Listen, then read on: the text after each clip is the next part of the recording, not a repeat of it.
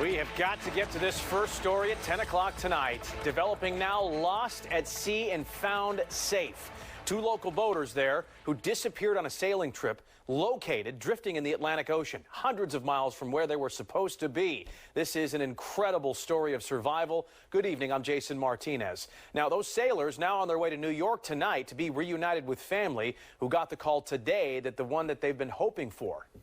When he called me, he said, "Dan, I have great news." As soon as I heard great news, I knew, and he said, "We found him." They got him.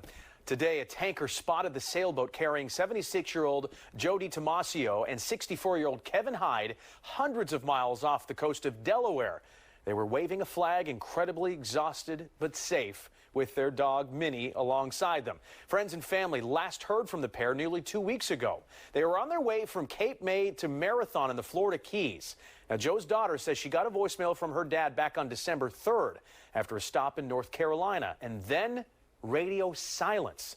They reached out to the Coast Guard, who searched for days, and then word today that they were found safe 200 miles off Delaware's coast.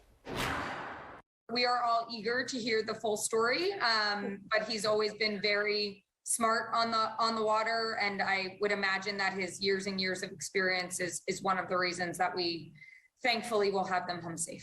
I have an almost 2-year-old daughter, and he wants to be called Captain Puff-Up. So we're just going to hug him and say, "We love you so much, Captain Puff-Up. We're so thankful you're home." Now, the Coast Guard says when their boat was discovered, it had no fuel or power, leaving no way to work their radios or navigation equipment. Now, the tanker carrying Joe and Kevin is set to dock in New York City tomorrow afternoon. Family will certainly be there to greet these two men who survived. And just to think of the things they were talking about and thinking during these last 2 weeks, Kathy. And now the family, of course, wants to thank the Coast Guard. They did an incredible job locating their two loved ones there. They say their holidays and their family is now whole because of them. When you think how far off course they were, how far out to sea they were, and how lucky they were that that tanker was coming by, it's just extraordinary. It's a miracle. Yeah, over the last 2 weeks, I mean, the seas had to have been rough for those two as well. Yes, and last week there was actually a storm off the mid-Atlantic, so it's